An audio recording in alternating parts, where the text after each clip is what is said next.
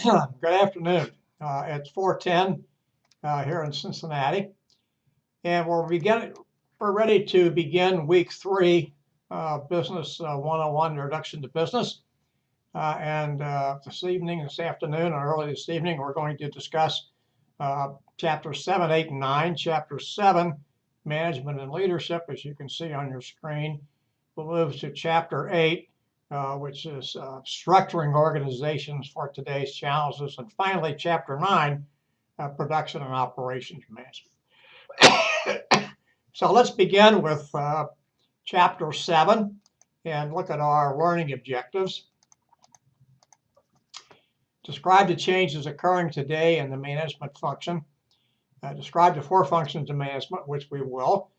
Relate the planning process and decision making to accomplishment of company goals.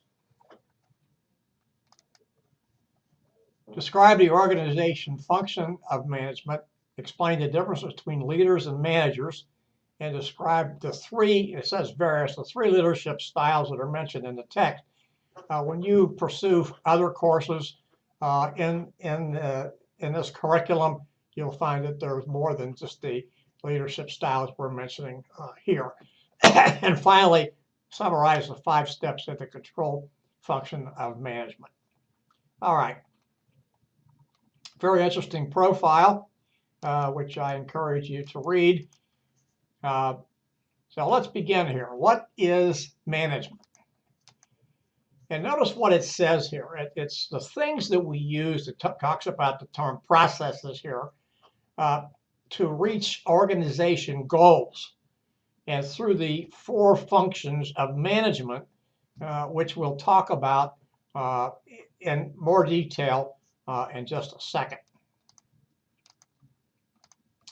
We find that managers today are younger, which should be no surprise because our workforce is younger, even though we still have a number of baby boomers in the workforce. We know that the emphasis today is on teams as opposed to individuals, and we also know that managers need to be skilled communicators and team players, but they also need to be skilled in information technology too. That part of information technology which affects both them and the individual and their employees, the people that report to them. One bullet that I skipped over is that there are fewer managers today from elite universities. I've always found that to be a rather peculiar statement because we don't have, in my mind, certainly in other people's minds, but what we consider to be elite universities. We have far more universities that don't reach the term elite. Whether or not they are excellent universities is beside the point. This elite, we think down of the Ivy League schools, the Harvards and the Yales and the Princetons of the world, and other schools like Stanford and Cal. The University of Michigan falls into that category, even though it's not an Ivy League school, and there may be others as well. I don't mean to leave any out. But there are many excellent universities that are state universities, our regional universities, and our private universities. They just don't have that name recognition. They don't have that so-called elite status. They're not in what is considered the upper crust of education. That does not mean that they're not good. And so I have always been kind of bumfuzzled, if you will, about that particular statement. Before we get to the 4 functions of management, which are very important to what we're going to talk about here this evening, and we need to keep those functions in our mind as we go through this course and as you go through other business courses and management courses here at Union Institute University. Now, these are things that resonate with people. Respect and how to get it is what the slide says. And notice that you have to have strong management skills, a strong business strategy, and then high ethical principles. not necessarily in that order. I'm going to skip the slide that says education matters because while it does matter, as we know, there are a number of people who have been very successful in business and who do not have college degrees. Bill Gates is one, Steve Jobs was another, and there are other people that fall into that category. This particular slide shows the 4 functions of management: planning, leading, organizing, and controlling. You can see these graphically displayed in figure 7.1 toward the bottom of page 187 in your text. The slide here is a little bit fuzzy, but I just like to point out a couple things. Planning is setting goals. Leading is getting employees motivated and moving them in the direction that you want to move them. It is also, notice here, clarifying policies. It is also elaborating, and it says later in the text, elaborating on values, etc.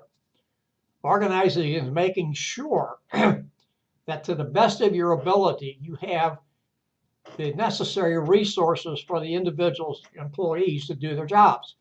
An employee cannot do his or her job if they do not have adequate resources. And then finally, controlling. Sometimes we think of controlling as controlling people's behavior. And yes, that does come into consideration because one of the bullets we talk about here is monitoring performance. Now, the performance that I talk about for the most part is monitoring the performance of your production, making sure the things are right all through the production process, and making sure they're correct so we don't get to the end of the line and start throwing stuff out. And I'll talk more about that later. But it's also monitoring the performance of employees and taking the corrective action that's needed. Now, this is an interesting slide because often we tend to mix the term vision with the term mission, and they're really much different. And the vision says, okay, here's we are, here's why we exist, pardon me, and this is where we want to go. The mission, on the other hand, is somewhat different because notice here it talks about outlining fundamental purposes, and then it goes on to support the vision by giving philosophy, talking about customers' needs and how the organization intends to fulfill those, and then it talks about what we talked about last week in chapter 4, social responsibility, and it probably gives us some idea of what kind of products or services we're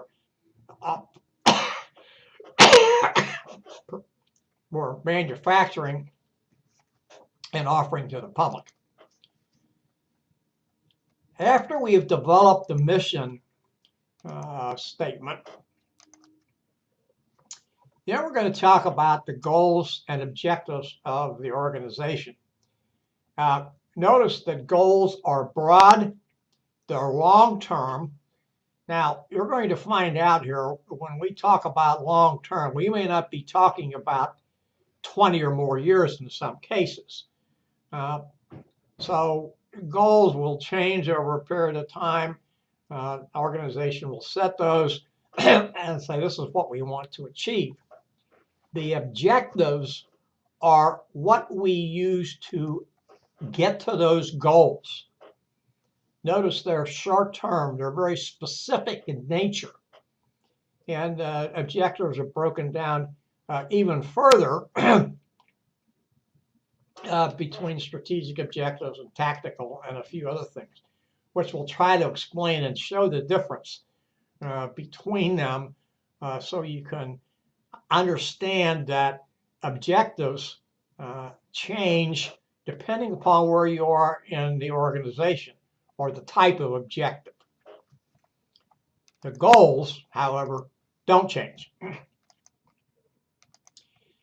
Now, one of the things that an organization uses, and you'll see this graphically displayed in the in the next slide, is a SWOT analysis. SWOT analysis is very simple. It's 4 letters, and it stands for strengths, weaknesses, opportunities, and threats. The goal of a SWOT analysis is to identify each one of those. Where you have a strength is something that you want to maintain.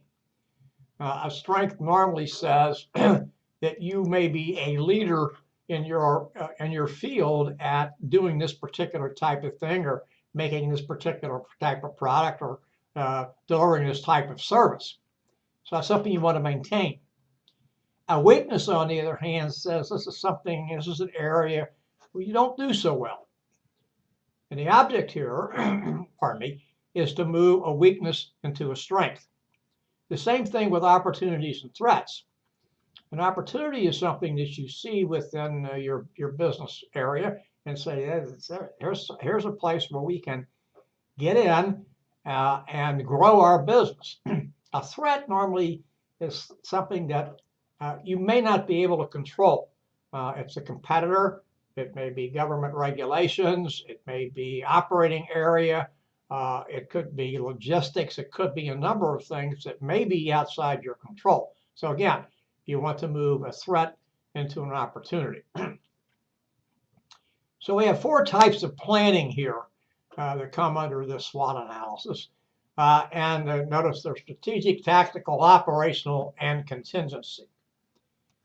This slide just shows the SWOT analysis. You can see it better displayed, I think, in figure 7.2 at the top of page 190. And I'm not going to go through each of these. But notice that in the strength, it's a key competency. As I mentioned before, something you do well. And on the other thing, internal weakness, now it talks about internal weaknesses. And I think we need to, and I did not say this before, and I need to say this now, and to clearly make sure that it resonates with you. Strengths and weaknesses are internal. Opportunities and threats are external. The difference between these is you can actually influence the internal.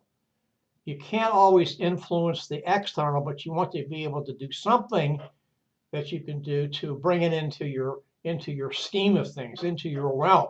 So where you can operate on it yourself and do something yourself, as opposed to letting outside forces dictate what it is you're going to do. You want to take control here. Notice your weaknesses: obsolete facilities, weak market image, and things of that nature. Opportunities, ability to expand, et cetera. And then threats are you've got somebody coming in who's going to undercut you on price, regulatory requirements, and things of that nature. So I sort of mentioned those or alluded to those in my previous comments. Excuse me. Now, strategic planning and tactical planning. Notice the strategic planning is done by the chief executives within the corporation. Obviously, the CEO, him or herself, and those people who report directly to him or her. It would mostly be perhaps the chief information officer, chief financial officer, chief operating officer, pardon me, perhaps the president, if the CEO is not CEO and president, which you often see. And notice that these are the folks, as we said before, who develop the goals, the overarching goals for the organization, and make sure that the resources and things are necessary, are there for people. Then let me go back and rephrase this. I apologize. Making sure the necessary and needed resources are there for employees to be able to do their jobs. Tactical planning is much different.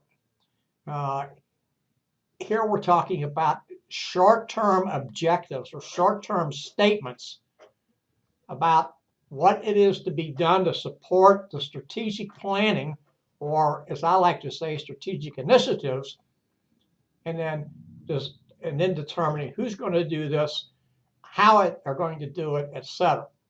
Now let me put this in a position of wartime footing for any country. A strategic plan will be what it is that the country wants to do to be able to get out of what they're doing, and the tactical plans are how they're going to do it. So, for instance, if we look at World War II, and many people would say that this was a mistake by the Allies. Now, the Allies did not consider Berlin, capital of Germany at the time, is today, of course, to be a strategic place to roll into. And so the Allies, now I'm talking here mostly about the Americans, the British, and the French, they left Berlin open, which allowed the Soviets to come in and pretty much take over Berlin, and then there had to be some negotiating, etc. Tactical planning, we say, okay, how are we going to implement what we've done up above? And then following those two, we have operational planning and contingency planning. Notice that operational planning is down where the rubber meets the road. This is what we're going to do and how we're going to do it. We're developing schedules and standards and things of that nature. And it is here at the ground level that the tactical plan is put into operation. And then, of course, contingency planning has to be part of this entire process. Contingency planning is what if? What if something doesn't work? What if we don't get the resources we need? What if there's a work stoppage? All sorts of things come to mind. And what is it that we're going to have to do to be able to bypass that barrier, if you will, and still continue doing what we intend to do?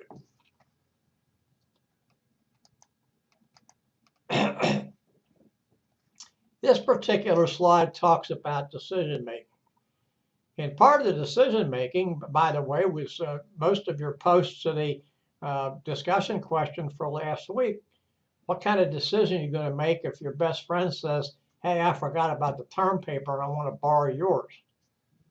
And so you went through a decision process, what you were going to do.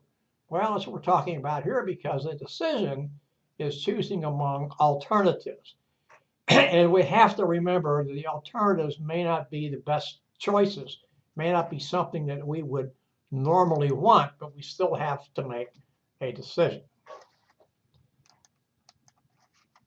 This particular slide talks about what makes a great CEO, and I believe that is a little bit out of a sequence. So I'm going to do slides 22 and 23 and then come back to what makes a good CEO. This particular thing is that we're going to talk about now is the decision making and finding the best alternative. You can see this graphically displayed in your text, not as a figure, but in the just about the middle of page 192. And I'm not going to go through all of these because you can read them for yourselves, but the first thing that you have to do, the most important thing that you have to do, is define the issue that you're facing or the problem that you're facing. And make sure that when you decide that you're actually deciding on something that is the problem and not a symptom. Pardon me. Now, when I taught this class in a face-to-face setting, I used to go around the room and I would pose the following.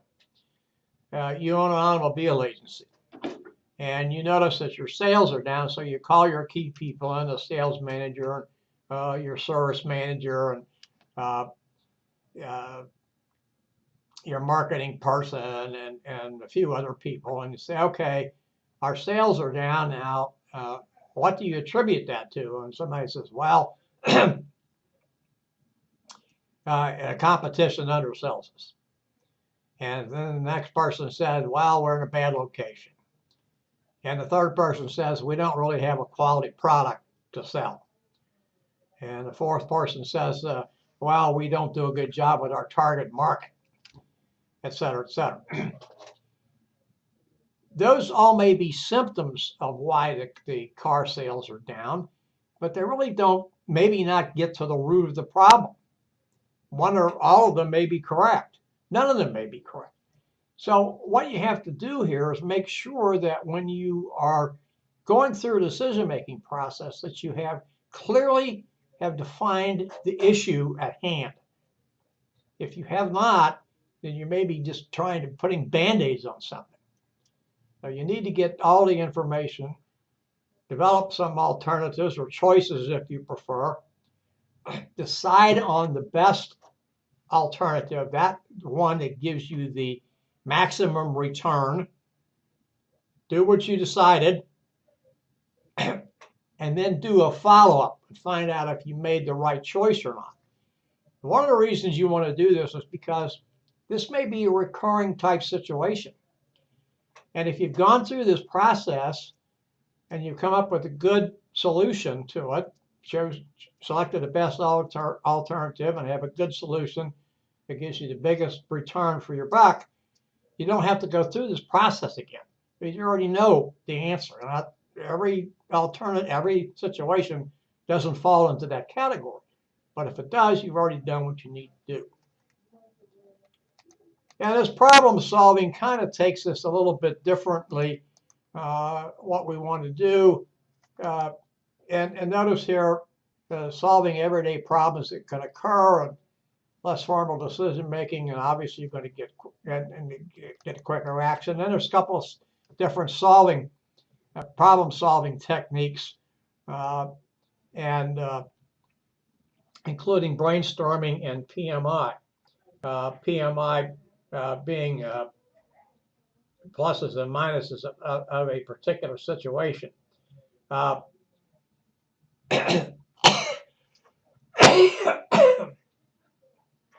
One of the things that I want to mention to you about brainstorming is that many people get into brainstorming sessions and don't understand the parameters. In a brainstorming session, every idea is taken. And that's all you're there to do is to throw out ideas. And you do not, during a brainstorming session, evaluate any idea. Once the brainstorming session has concluded and people agree that they're out of ideas and there's nothing more, then you stop the brainstorming session and now you go into evaluating what was brought up. So it's somewhat different. Now these are the things that, according to the text, makes a great CEO. Notice one of the things there is identify the risks and then manage them before they grow out of proportion. It doesn't say that on the slide, but we need to think about that. Be adaptable. Now, that's not what it says on the slide. It talks about changing, but you need to change. You need to see that things aren't going to be the same today as they were yesterday, whatever yesterday was. Now, don't tell me that was Sunday and today's Monday. Yesterday can be a long time back as well. And they won't be the same in the future. All we have to do is look and remember in a short period of time how much the internet has changed the way we do business. And I'm only talking about the internet. We need to see about things. We hear this in our country, and I'll talk about this more when we get into chapter 9. That people are really upset that coal mining jobs have gone. Now, my point here about this is the coal mining jobs have gone and they probably will not return. Now, we might see a slight uptick in them for some particular reason. But we have to ask ourselves the question, why have those jobs gone? The answer is natural gas is a lot cheaper than mining coal. And utility companies are in the business of trying to make money. So why would they want to use something that's more expensive to generate power? The answer to that is they wouldn't. And so that's what I'm talking about, change.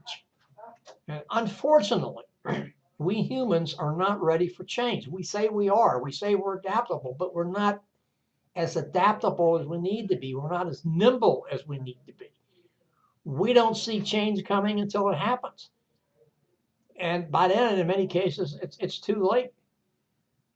Why were people like the Bill Gates and the Steve Jobs and the Jeff Bezos, whether you like Jeff Bezos or not, uh, Fred Smith with FedEx, why were they able to do what they did? Because they saw something. They had a vision. They saw something that needed to be fixed, to be changed, and they built a business model, and eventually a business, to adapt to that change. IBM is a classic example. IBM has been in business for many, many, many, many years. And it was the high rider for a long time. And it started making money on PCs. And then all of a sudden, Michael Dell and folks like him started making PCs to order. You could call up on the phone and maybe you could even talk to Michael and say, this is what I want to order. Different model than what IBM used. And IBM had to get out of that business. Now, IBM is struggling with some other issues today. But what my point is if you don't change and you don't adapt to the times and you don't see these things coming down the road, you're probably going to have issues. And then skillfully manage relationships. It talks here about government issues. But you have to manage relationships with your employees. And you need to be somebody that the employees can look up to and can resonate with. And if that doesn't happen, then you probably aren't going to be successful. This particular, pardon me, this particular slide gives us the levels of management. You can see this at figure 7.4 at the bottom of page 193. Top, middle, supervisory, and then the non-supervisory employees. I like to refer to them as rank and file. That usually is something you see or hear associated with unions, but that is can be extended to anybody who's not in management. So we know about the top guys and gals. Pardon me, they're the ones that set the mission and the vision, etc. They're the people we find in what I like to refer to as the corner offices. Middle management, these are the folks that people we consider to be division managers, branch managers, etc. And they're the ones that do the tactical planning and the controlling. Although they may not do as much controlling as the next level down, which is the supervisor. And this person, or manager here, because we need to put both of them in, this manager being as opposed to middle manager, they're responsible for making sure that the work gets done and supervising those people who are actually doing the work. Now, what we find is that there are three different types of skills that each manager needs to have.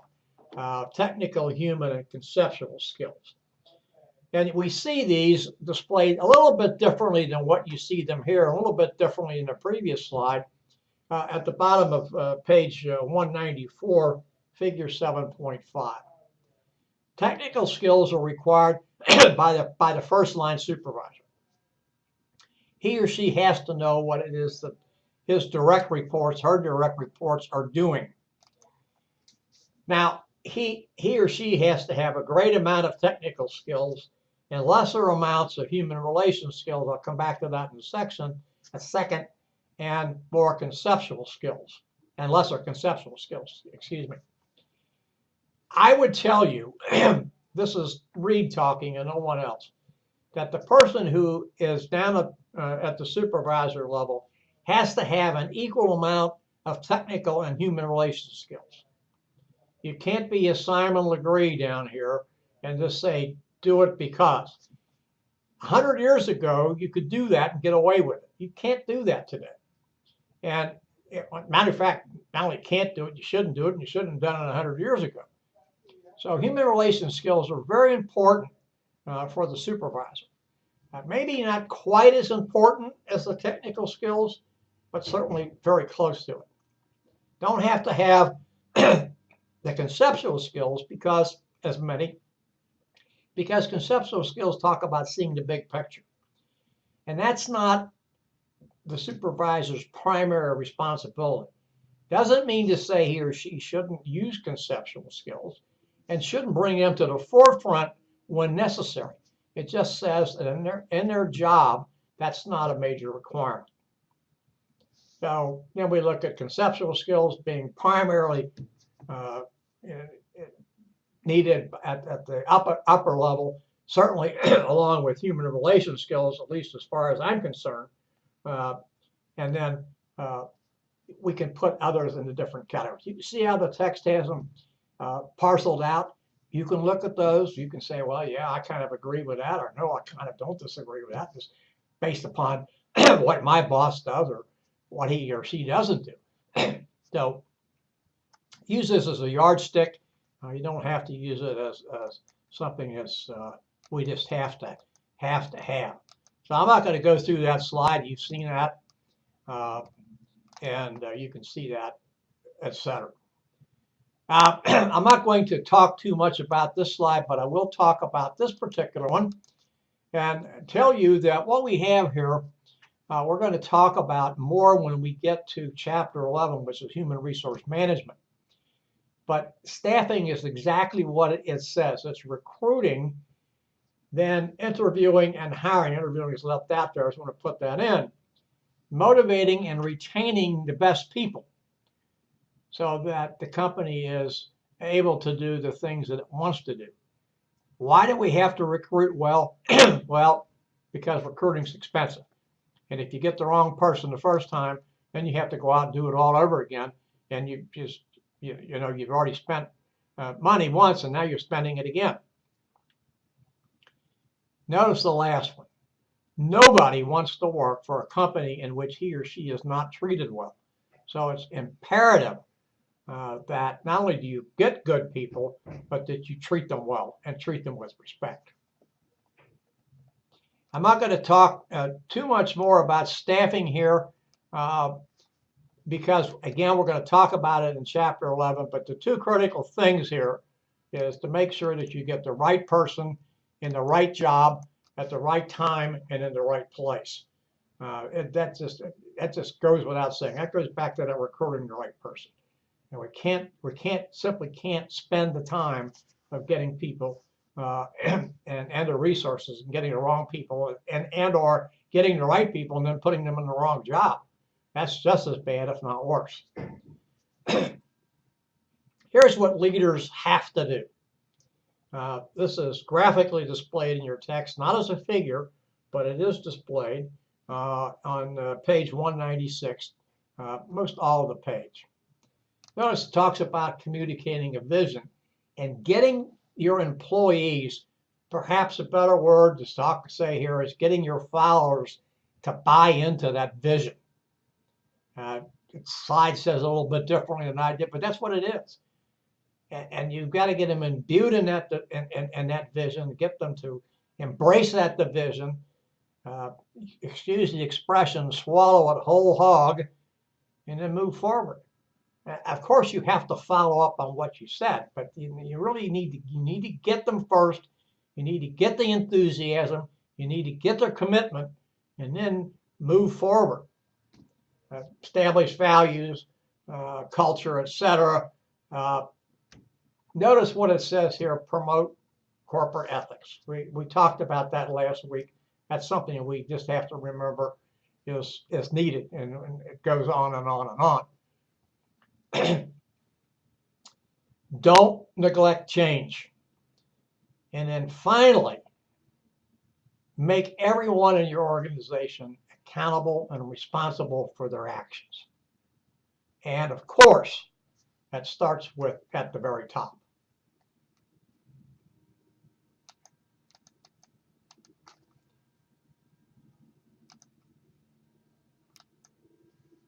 Transparency.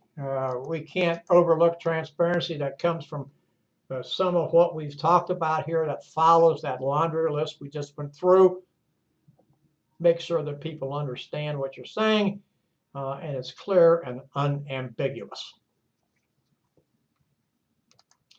The text presents leadership styles, which you can see mentioned and then shown in a figure down here, page 7.6 at the bottom of page 197. We have autocratic, participative, or democratic style, and then free reign. Autocratic is simply what it says. The leader makes a decision and he tells people what to do. Doesn't bother consulting with others.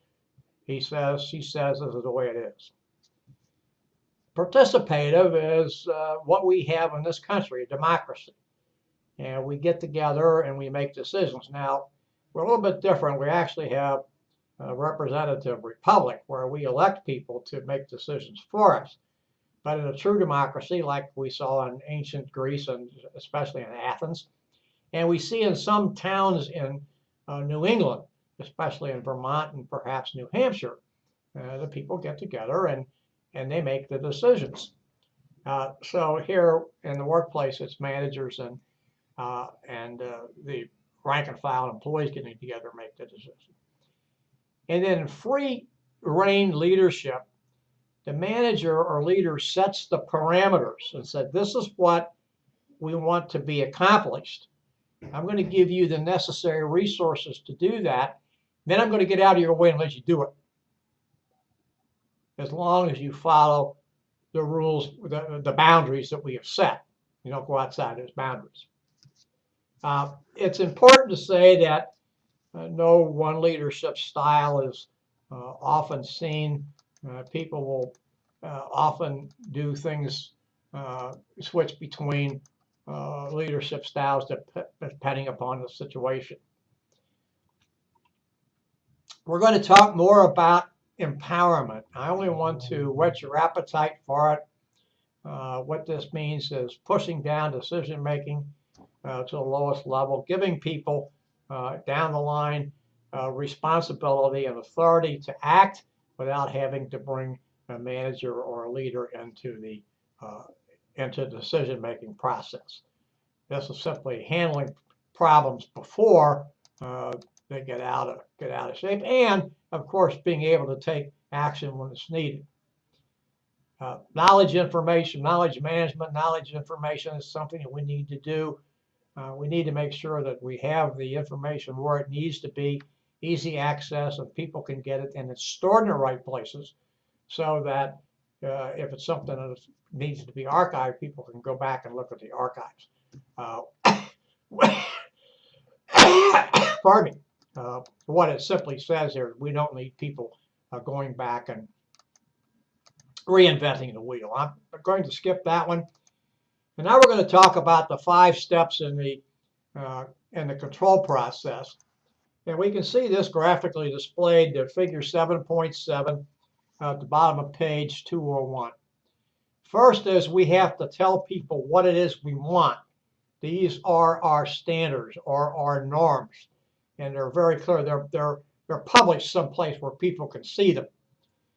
Then when we're going through, I'm going to talk here mostly about the manufacturing process. We're going through the manufacturing process. We're monitoring and recording what's going on the whole time. So for instance, if your tolerance is between my hands here, this is being the upper limit, this being the lower limit, everything that's produced within these limits is acceptable. Now, you may not want things to be too high or too low, but they're still acceptable.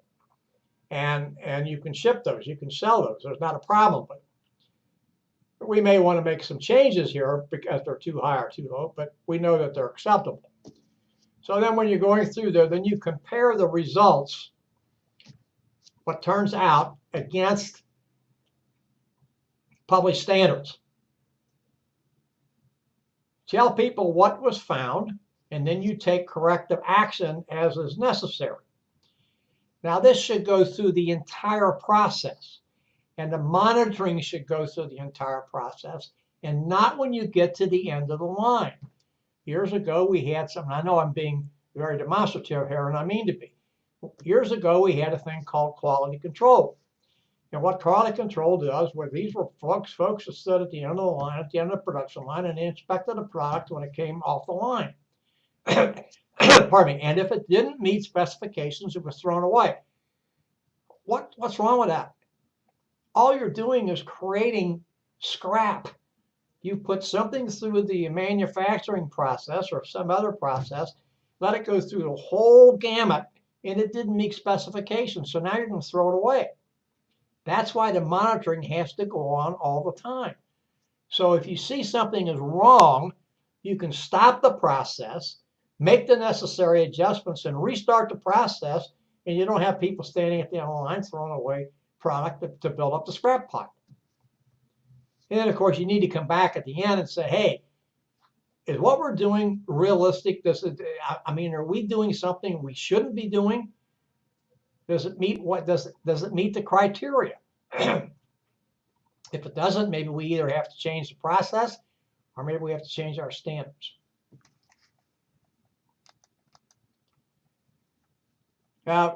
We have to obviously measure success. Success comes with profit. It doesn't always mean that we're still being successful even though we're making a profit, because we have to have good relationships with external customers and internal customers. And if we don't, we still may be making profit, but maybe not as much as we ought to, simply because our relationships aren't very good. And at 4:51, that brings us to the end of Chapter 7. We'll take a short break and come back at 4:54 and begin with Chapter 8, which is Structuring Organizations for Today's Challenges. Please come back at 4:54. Thank you.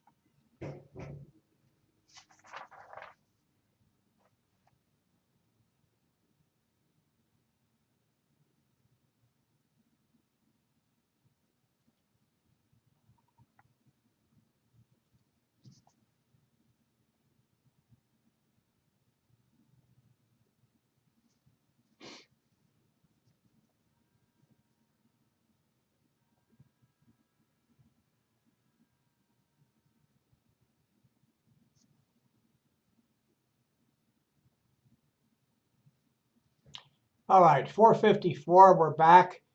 Chapter 8, Structuring Organizations for Today's Challenges. Pardon me, our learning objectives for this chapter are outlined the basic principles of organization management. Compare the organizations of André Fayol, Frenchman, and Max Weber. By the way, that's spelled W-E-B-E-R, but pronounced Weber as in a violin.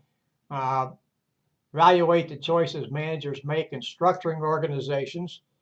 Contrast the various organizational models. We're only going to have a couple here. Identify the benefits of inter-firm cooperation and coordination. Then finally, explain how organizational culture can help business. This slide says that everyone is organizing. Our reorganization is for everyone. A little bit differently, I said a little bit differently of what we see. And remember, organizing is one of the 4 functions of management.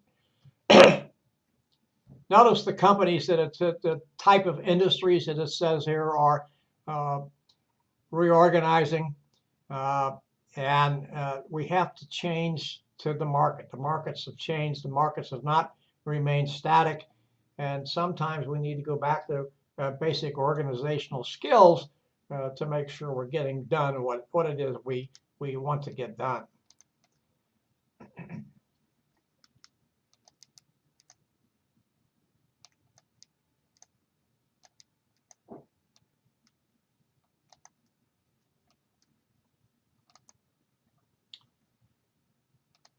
One of the things we have to be concerned about in any structure or any organization or reorganization is having a clear division of labor. We can do this by teams or departments. We are always allocating resources, and we need to remember here, in some cases, resources are not allocated evenly. If you have a department of a company that excels better than something other or is more profitable, chances are that that particular department or division will get more resources. We have to assign tasks, and of course that comes with creating the divisions of labor and adjust to whatever realities we face. It's just that important.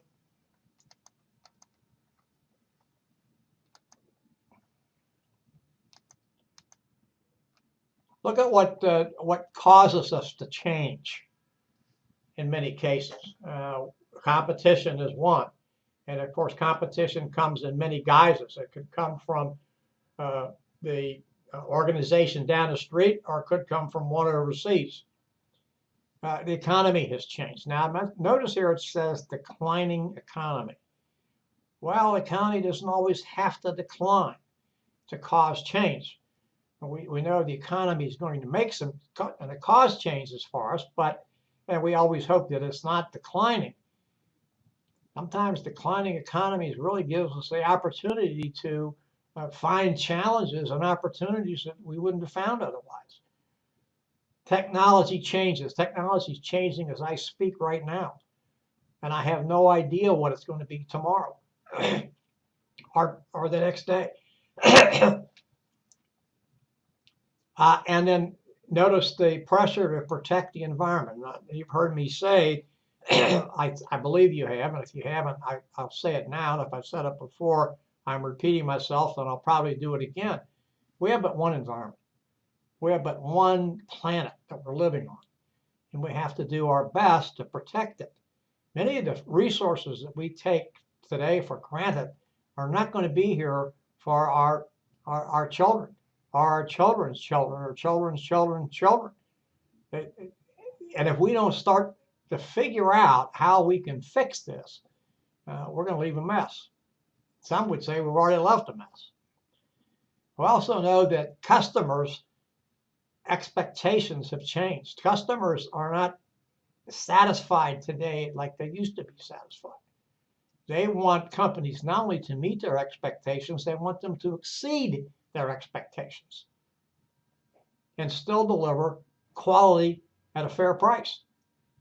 So we need to think about those things when we're thinking about structuring organizations.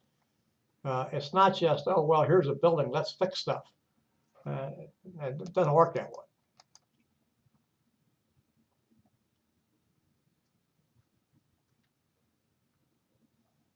All right. That's just a gee whiz slide. I like to mention those occasionally. Come back here now. We know that production's changed. We have things that we now look at economies of scale. One of the things that we talk about here is using less raw material. We can do that in many ways, not only by producing in bulk, by purchasing in bulk, but also buying from a quality supplier. Now, what do I mean by that? Well, if you buy a ton of a product, a ton of a material. Now, let's just use, we talked about it before, a ton of coal. And you find that in going through that ton of coal, which is 2,000 pounds, you have to throw out 100 or 200 pounds of that coal because it's embedded with some foreign substance that when fire is lighted, it sets off noxious fumes and causes your employees distress and the surrounding community distress, etc. And that means that you have lost 1/20th or so of your purchase price because you can't use it, or maybe more if it's 200 pounds. Well, 200 pounds would be 1/10, 1/5, okay, or 5%. I didn't do it right. My math is not always very good. Regardless, you understand what I'm saying. So you spent $100 for this amount of coal, and you find that you can only use 90% of it, which means you really actually spent more money than that because you can't use some of what was sent to you. So what you do here is obviously you go back to that supplier and say, wait a minute, you sell me Philip product, but now you look for a new supplier. And so that you're hoping that that supplier, the new supplier, will give you something more than what you had before, a better product. And so that when your production comes out, it will be better than what it was before. All right. This is Henri Fayol. Henri Fayol was a French individual, and he developed what he called his economies of scale, and then came up with these principles. 14 of them, which you can see on page 215 in your text. I'm not going to go through all these because you can read them for yourself, and I encourage you to do so. My not going through them doesn't mean that they're all not important, but there are some here that I like to talk about just a little bit. Unity of command is the first, and that means that there is one central command. There's not different forces giving different input. That doesn't work out. Division of labor, we've talked about that before. Authority, he talked about centralization. He talks about equity, very important. Notice what that says is to treat people fairly. And then esprit de corps, there should be some kind of commonality, should be some kind of pride, or should be some kind of loyalty developed between management and labor. Very, very important. Fayol came out with what he had to say here in the early 1900s, and it was his principles were brought to the United States in the 1940s. And I won't say pretty much adapted, but certainly came along, and organizations thought differently. Also, notice here he said rigid organizations that don't respond to customers quickly, that's a problem. So that's what we talk about empowerment today and things of that nature. Now, Max Weber was a German sociologist, and he did his work in the 1800s, and his work again, just like Fayol's, came to the United States in the 1940s. So he emphasized job descriptions, rules and procedures that needed to be followed, etc. And he also said that staffing and promotion should be based on qualifications. Weber's principles pretty much led to what we refer to as a bureaucracy. Bureaucracies are organizations or within organizations where people follow rules, and there tends to be an amount of rigidity. But Weber wasn't actually talking about that. Weber was just saying you have to have these things if you expect work to be done. We do know that people who are in organizations like this develop bureaucratic principles and bureaucratic work habits. Uh, Bureaucracies often tell you, and most often tell you what you can do. They don't tell you what you can't do, and they don't stifle initiative. People think they do, but they don't. So what it says is you have to follow these rules, but it doesn't say you can't take your initiative to do something where you see that the rule isn't satisfying a customer. Of course, too often we know the people who work in bureaucracies tend to follow the rules and don't get out of that comfort zone, if you will.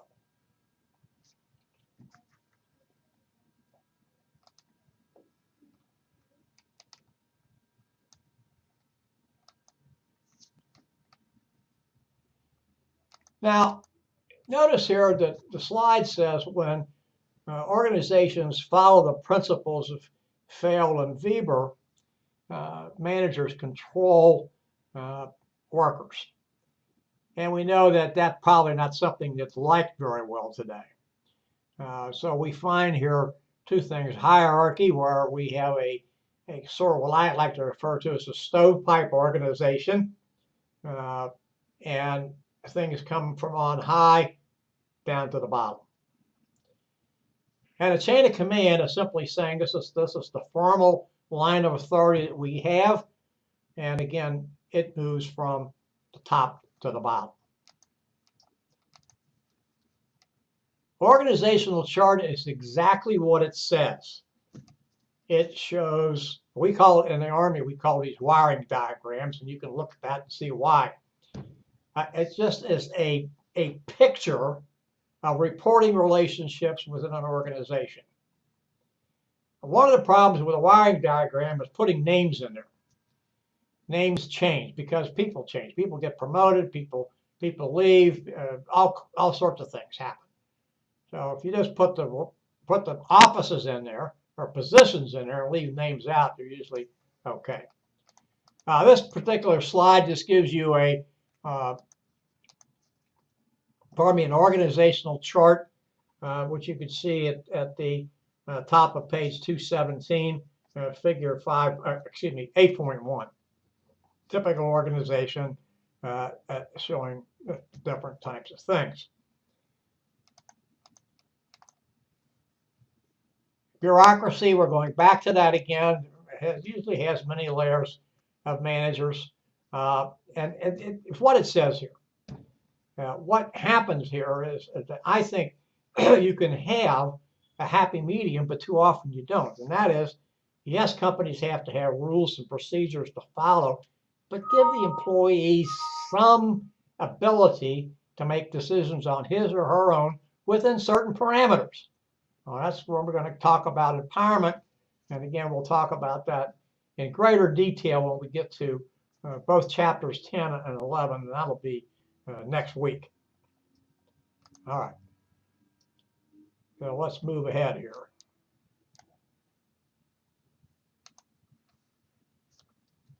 Centralized versus decentralized authority. Centralized, everything comes from the top, which we know, and we talked about that before with decentralized, where decision making is pushed to the lowest level possible. And it's a good idea.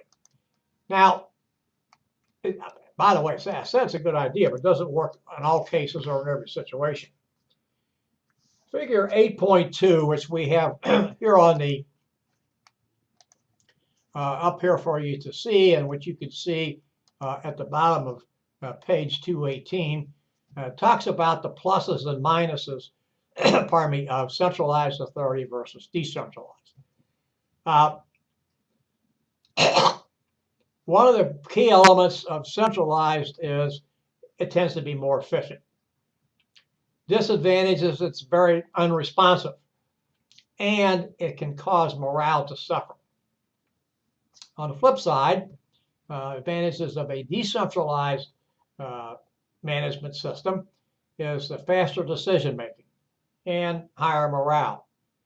But they do tend to be less efficient, and there tends to be less top management control, which could be a problem or could become a problem. Span of control is a very simple concept to get in your mind. It is simply the number of people who directly report to a manager or supervisor. Notice here, when work is standardized, you can have broader spans of control, and you may have something a little bit different when you have narrower spans of control. Notice the last bullet, which is not fully explained here, and that is the trend today is to eliminate middle managers. Why is that? Well, one of the reasons it is because of what I'm using tonight to deliver this presentation. I'm using a computer and a program that's set up on a PC and a program that's set up on a PC.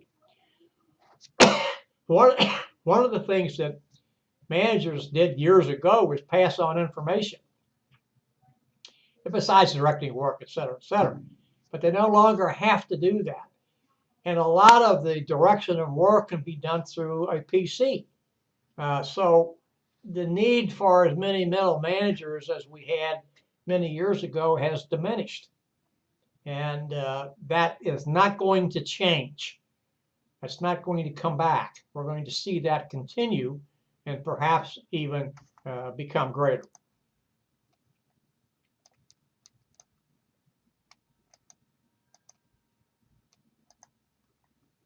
Well, this follows what we've talked about. We've talked about bureaucracy. We've talked about stovepipe authority. We've talked about decentralized authority, centralized authority versus decentralized authority. And so this is what these two fall into. A tall organization has centralized authority. A flat organization has decentralized authority. So you have broader span of control at the bottom. The tall organization, you have a narrower span of control. This particular slide gives us a depiction of a flat organization. This, however, talks about an owner, manager, and people he reports to. So we're not talking here about a large organization. And that structure would be much different than what we see, simply because of the number of people. That doesn't mean to say you couldn't have decentralized, which is what this kind of is. What it means to say is you're probably going to see a combination in various places. So here we want to go back to the pluses and minuses here, different spans of control.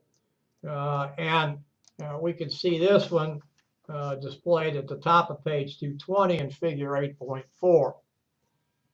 So we're going to talk about narrow versus broad. In narrow, one of the things that you may have is greater specialization and closer supervision, and that may be an advantage.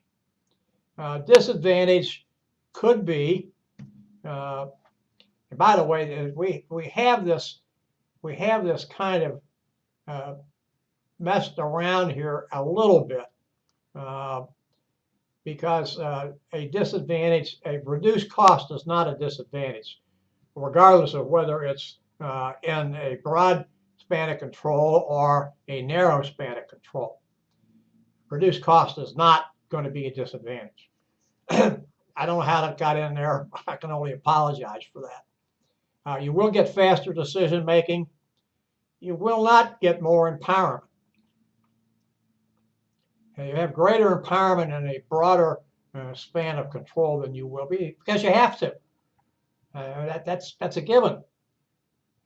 You've taken out the middle managers for the most part, so you have to have more empowerment. I apologize for this. I don't have any control over these slides. And in broad, you're going to have more empowerment. I just don't understand why this is the way it is. And again, I apologize. It is possible you could have higher costs because of not being as efficient. Yes, you're going to have delayed decision making. You may have overworked managers, and we hear of this quite often in the general information technology industry. that people work very, very, very, very long hours. And yes, you don't have good control, and you may have, and I want to stress that term may, have less management expertise. So we many times will break organizations down into departments, and we have some advantages and disadvantages of departments. Here we get people in separate work units. Sometimes they are grouped by skills or by expertise, and the people we find in there are doing pretty much the same type of job.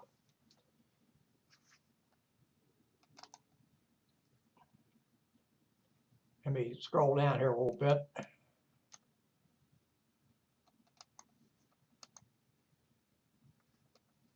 All right, here we're going to have people, developing their own skills. You can get economies of scale, and you can coordinate work because the functions are pretty much the same. However, there are some major disadvantages. Because you have people set up in departments, and by the way, these advantages or disadvantages are brought to you on page 220. People tend to be insular. They don't communicate well. You may find one department pitted against another for scarce resources. Because people are specialists, they tend to focus in on what they do and don't think broadly enough. So there may be some real problems with that. They aren't trained to take on different roles at the managerial level. Again, a narrow focus. And because, and I used the term before, insular, they may engage in what's known as groupthink.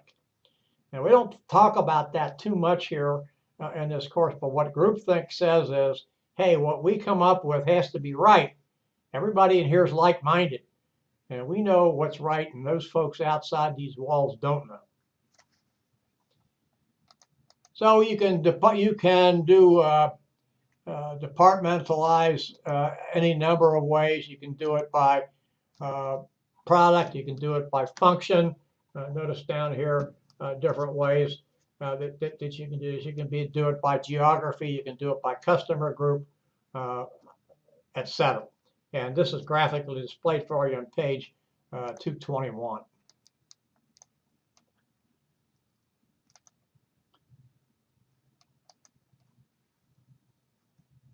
We have also a concept known as line organizations, line and staff organizations, matrix style, and then cross-functional self-managing teams.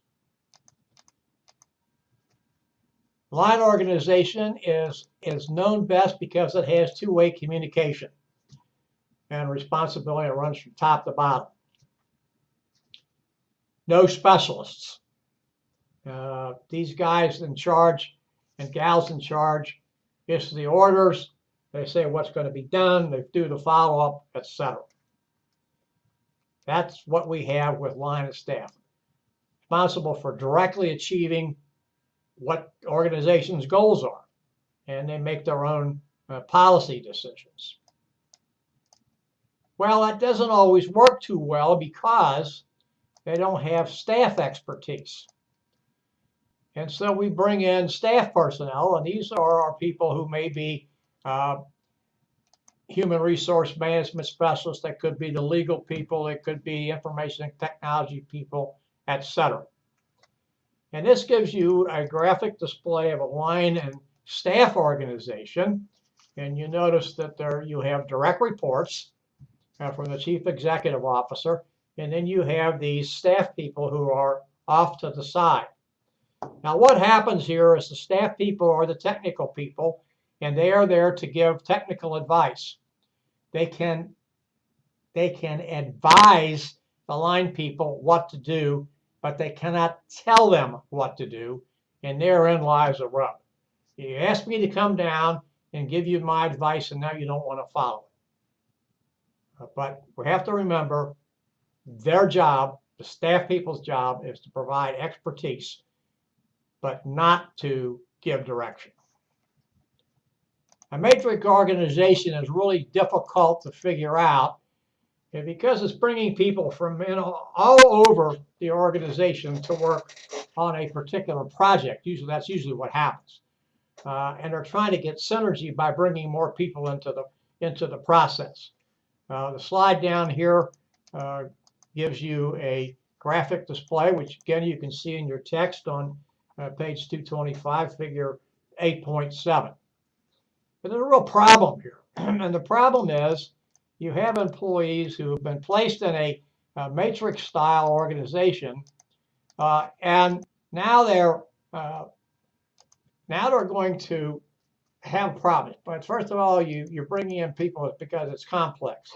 It could be costly. And the teams are not going to be set up for the long term or set up to handle the issue of the problem and then disband. But the other thing is, whoever you put on is working for two bosses. He or she still has the old job, which they may be responsible for, and they got this new job. Now, who do you report to? It creates a lot of problems. Yes, the pluses are you got more people thinking about it. You got people thinking from different sides, all in all, and so that has to make it better. But you really have to be careful about these things, and I think only institute them when it really makes a lot of sense. Cross-functional self-managed teams are kind of like a matrix organization. Different departments that work together, fix a problem, and they do different types of things, and they have responsibility for managing the entire process. If this is done correctly, if it's done properly, they'll work. Yeah, but there has to be some severance, if you will, of what you used to do and what you're now doing. If those two things still exist, there's going to be a problem. So you have to be careful with this.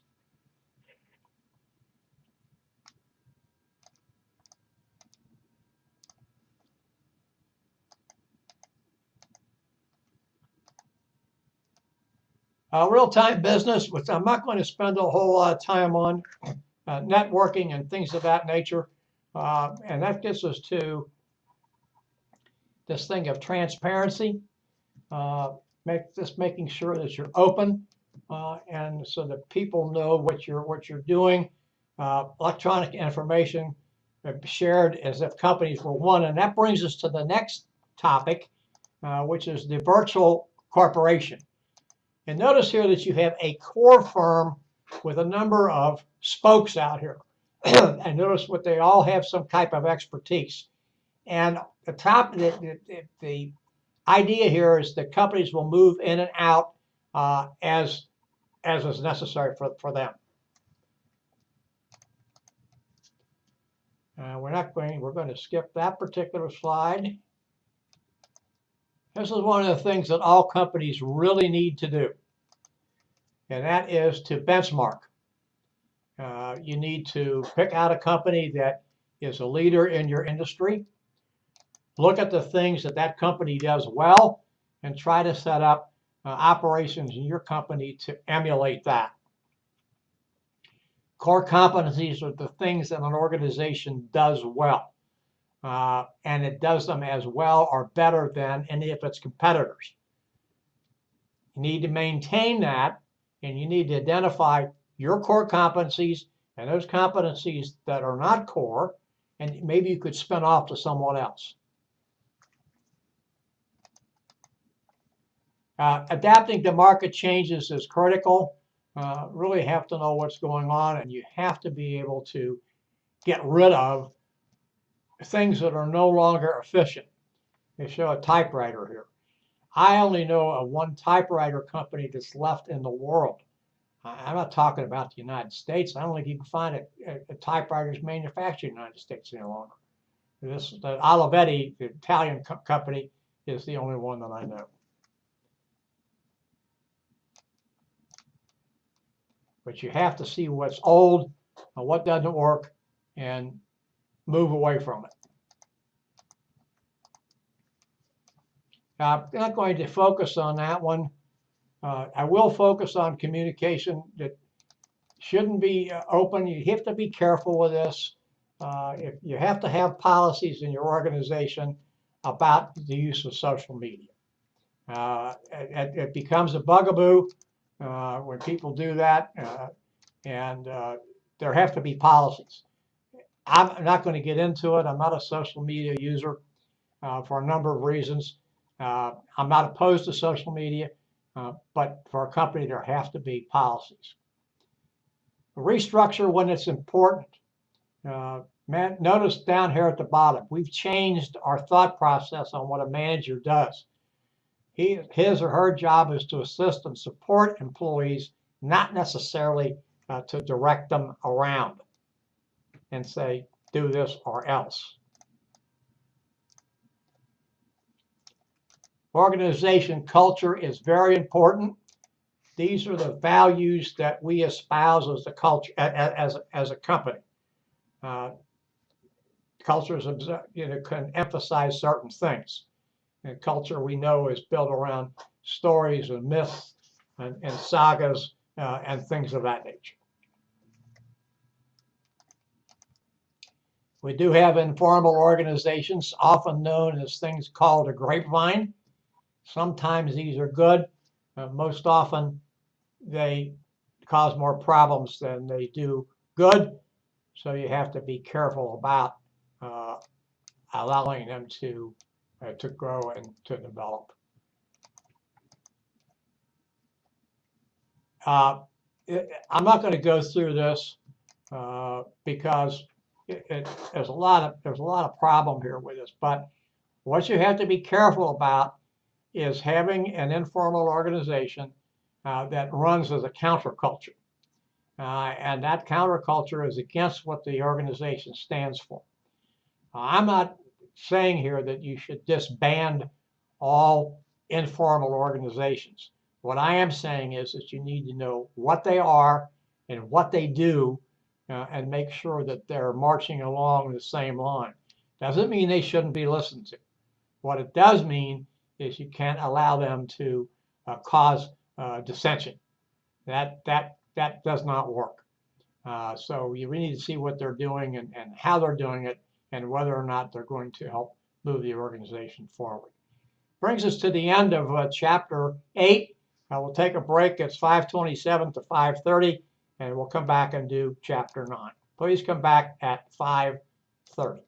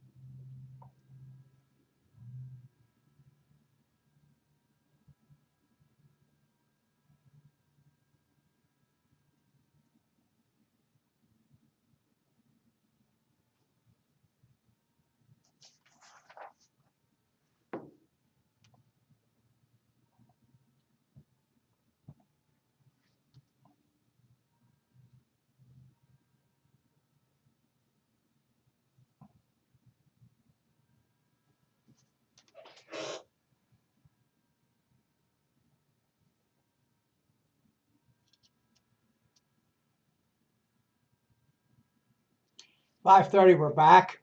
Chapter 9, Productions and Operations Management. Our aim objective is to describe the current state of U.S. manufacturing and what manufacturers have done to become more competitive.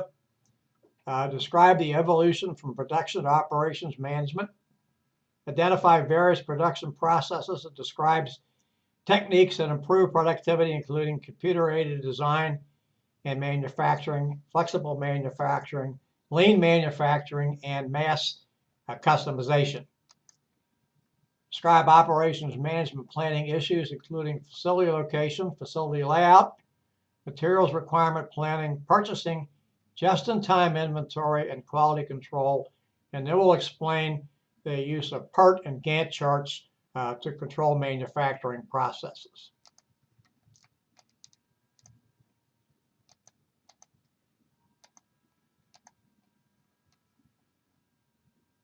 Manufacturing within the United States is disregarding some of the comments that you're hearing today, still alive and well. But it's a conundrum. Why is it doing well and employing less workers? It's because it's become more productive. It's become more efficient. You use more machines. By the way, there's a book out, and I can't remember what the title of it is, but that robots are eventually going to take over, and we're not prepared. We humans are prepared for that. So that's something we need to think about. That's artificial intelligence. And as I mentioned before, change comes to us often, and we're not ready for it. But that's what's happening. Our manufacturing is still doing very well. Not as well as perhaps we would like to, but there are more countries involved today. After World War II, we were not only the big kid on the block, we were practically the only kid on the block. Western Europe was decimated, and many of the countries in Asia had really not caught up to where they are today. Japan was decimated. We launched a lot of bombing on Japan and loosed 2 atomic bombs on it. So what we find today is certainly not what we found at the end of World War II and into the 60s and early 1970s. These are just the top job paying service jobs in the country, and I'm not going to spend too much time on that. Notice we're still the leader in nanotechnology and biotechnology. How do we get better? We have to continue to focus on customers. We didn't do that for a long time, so we didn't have to. We were the only game in town. But, I mean, it should never have been, but that was a fact. We have to focus on continually improving products, focus on quality, make sure that we're saving money with site selection. By the way, that will be graphically displayed to you as you watch the Ball video. Really does a good job of talking about site location. Pay attention to that, not because you have to put it in your forum post, but because you can learn something from that. Learn more from just reading the book or listening to me. Notice what Germany does. Germany spends a lot of time and a lot of money on research. We don't do that as much in the United States, and perhaps we ought to think about that. So we're going to talk about production management. And production management was simply doing all the things that we needed to do for the creation of goods. And that included labor and capital and entrepreneurship and knowledge, etc. So it was all the things that went into creating a product. Here we're calling that goods, but that's what it was. Today, we have gone over to operations management, which takes that a step further. Yes, we're still concerned about product, but we're transforming resources, all sorts of resources, into finished goods and finished goods and services. And then look what it includes. And I want to enumerate these because we don't always think about them. Inventory management, quality control, production scheduling, follow-up services. We didn't do that so much before. And all of those things are really important in operations management. It can be carried over to the service industry. And profiles here are Ritz-Carlton hotels, which are very high-end scale hotels. Talk about doing things like management, fine dining, and amenities and things of that nature. So yeah, it can be done every place, not just where we think that it probably is going to be around. Here's the production process. We take the resources, which we call inputs, land, capital, labor, etc., and then we put them into planning control, and you see this here, and then we get something at the end, some kind of output, a product, a good, a service, perhaps even an idea. We have things like called farm utility. That is the value that a manufacturer adds to the materials when he or she, the manufacturer, I'm using a personal pronoun here, when he or she creates finished goods or services. So that's farm utility.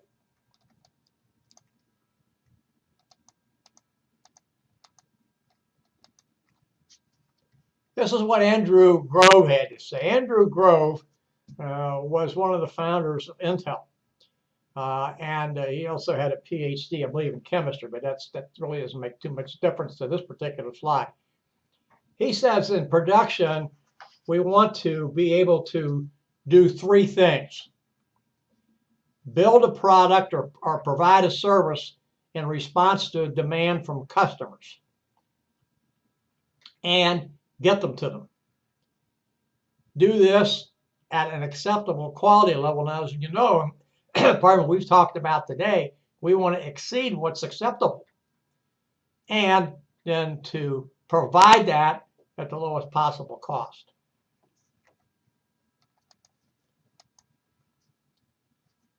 We have two ways of doing this. In some cases, we have process and assembly and production.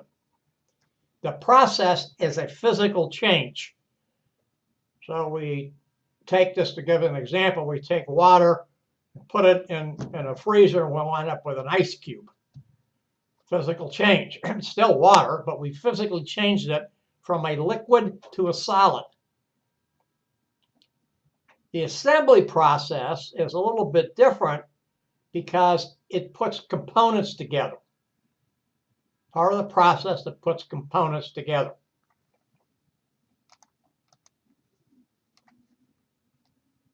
So we have continuous processes and we have intermittent process. Continuous is exactly what it says. Long runs. We get finished goods over a period of time. Intermittent is exactly what it says. Short runs, and here the producer can adjust the manufacturing machines, if you will, to make different products.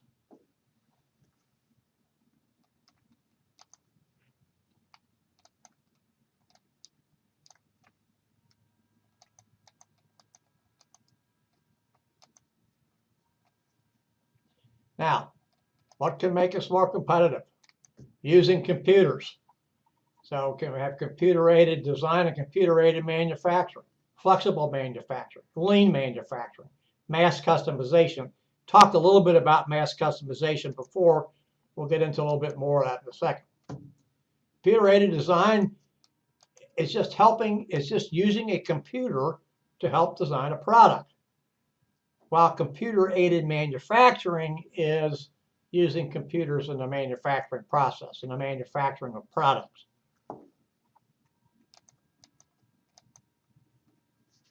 Computer-aided manufacturing, CIM, is expensive. But notice it cuts as much as 80% of the needed manufacturing time.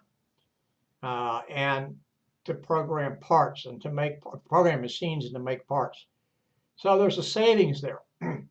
And what you have to do is do it often enough and through an extended period of time to where you can realize the savings.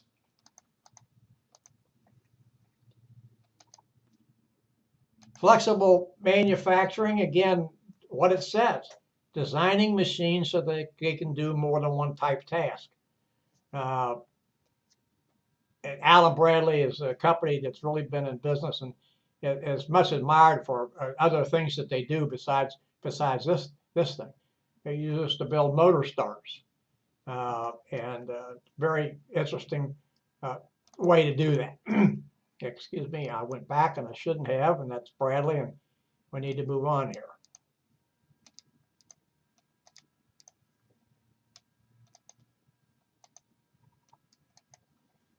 Lean manufacturing is simply using less raw material. And actually, it goes a step further than using less of everything. And that takes in human resources as well. Now, the one thing I don't like on this slide is the bullet that says have half the defects in finished products. I think it should be much less than that. But the other thing here is carrying less inventory. And that will get us to the just-in-time inventory segment that we want to talk about. And that's very important. And we'll explain the importance of that more when we get there. Now, I was at a conference last year in Florida in March. And if you're from my area of the world, it's nice to be in Florida in March. A gentleman down there presented a paper and said that actually lean manufacturing doesn't achieve what it set out to achieve because of the savings. Now people will use more.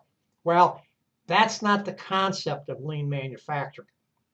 And he and I had a private conversation, and he acknowledged that. He likened lean manufacturing to owning a hybrid car. Now I'm not talking about an electric car. I'm talking about a hybrid car that uses some electricity and some gasoline. And he says, like a lot of people say, that if you have a hybrid car, you will drive more. Well, that's not my experience. And my wife and I own a hybrid car. The hybrid happens to be her car. And by the way, that's not being smart. That car's in her name and registered in her name. I mean, obviously, the money came out of both pockets, but it's in her name, and she drives it. I don't drive a car. She doesn't drive any more than she used to. She's still driving the same. Of course, she had a hybrid car before that as well. But the point is, there is that possibility that exists that you're actually using more because you're using less. So, all right, I've used less. I'm not spending more money. I can do more. Well, that's not the object. And so you need to think about that, and you need to make sure that you're following the tenets of that concept, and you're not defeating them.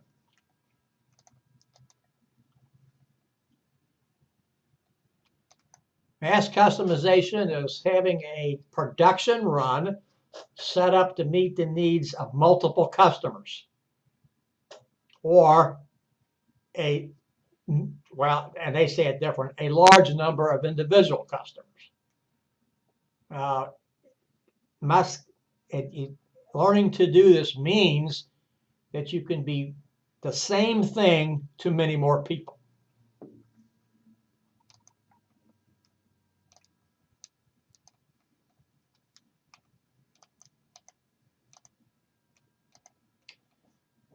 Now, we've talked about it, and I mentioned it again. Robotics is here to stay. And if we have robotics, we'll go back to this manufacturing business.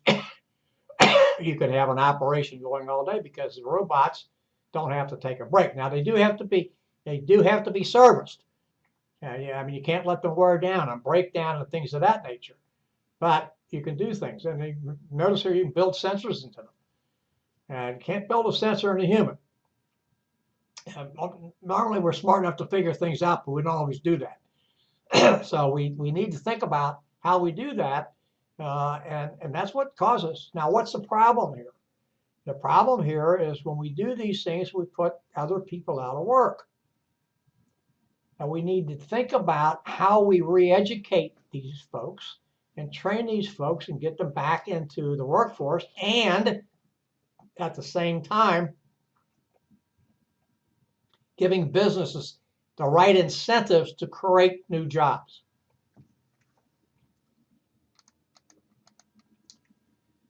Now, one of the things we do with operations management that we didn't do with production management is looking at things like facility location, facility layout, materials planning, purchasing, inventory control, etc. There's a lot of things to be said about facility location, but it's the same as in, if you will, in buying a home.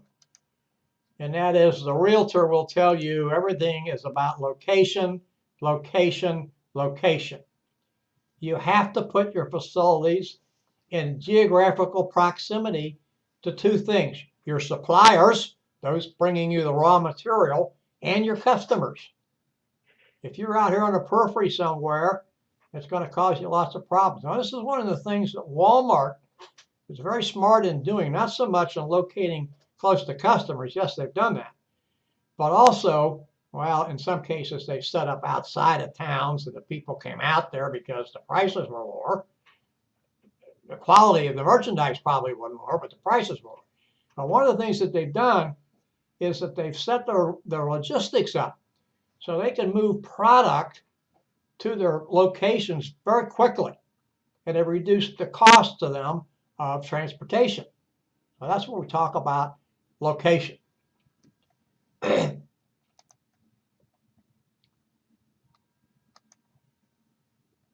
Facility layout is important because it helps do the manufacturing process easily. And there's some logic to it.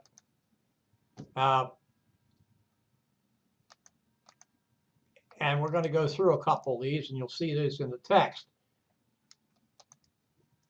You can have an assembly line layout, a modular layout, a fixed position layout, or a process layout.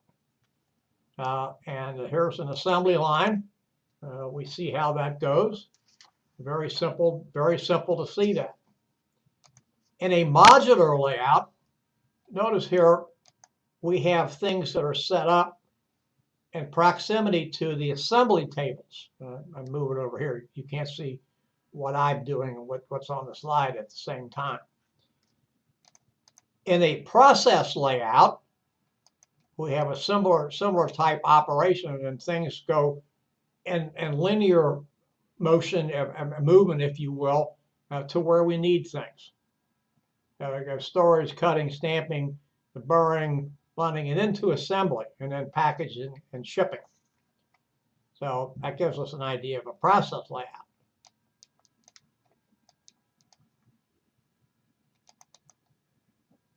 And then a fixed position layout, and this is really a good example here. This is the house being built.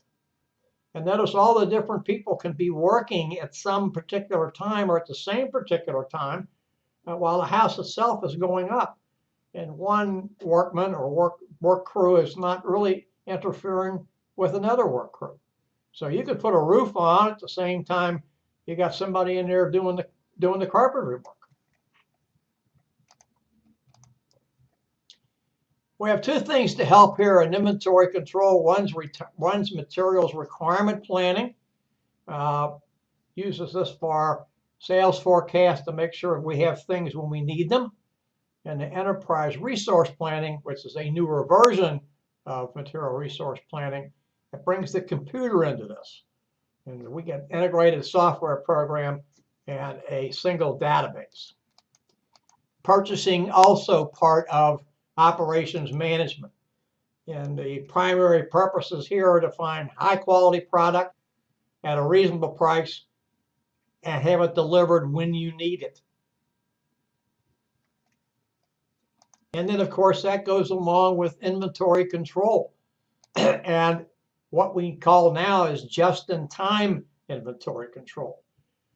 This is a system where you contract with a supplier, and or sometimes two suppliers, and say, hey, I want you to be my main supplier in this particular thing, and I'm going to let you know when I need that material. And you promise to get it to me when I need it. Now, one of the reasons this is important is because if you have a lot of inventory, you have your money tied up. And you're paying to house the inventory, you're paying to heat it or cool it, depending upon what that needs to be. You may need security, etc. So having it there when you need it and not having to store it and pay for that, all that sort of stuff, is reducing your costs. Helps people work better too.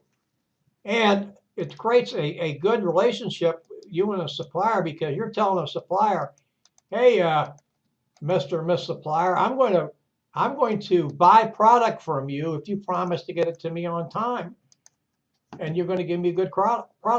I'm going to give you business. You're going to help me. Now we have some quality control procedures here. Customers want quality. They demand quality, so we need to give it to them. Talk about Six Sigma. Notice what it says. It only allows 3.4 defects per million opportunities. Now, the student a couple of semesters ago that said, why would any company accept defects? Well, he makes a good point. The issue here, however, is that we know defects are going to occur because we're humans. So what we want to do is reduce the number of defects to the lowest possible level. Should we accept them? No. Do we understand they're going to happen? Yes. So let's minimize them to the best of our ability. We also have a thing called statistical quality control and statistical process control. Two types of ways to control quality that we can do. Statistical quality control monitors all phases of the production process, which I say that should be done, and not just because I say it, it should be done. So you can monitor the entire process. And then statistical process control, it's using statistical samples of a product at each stage of the production process to tell us where we are.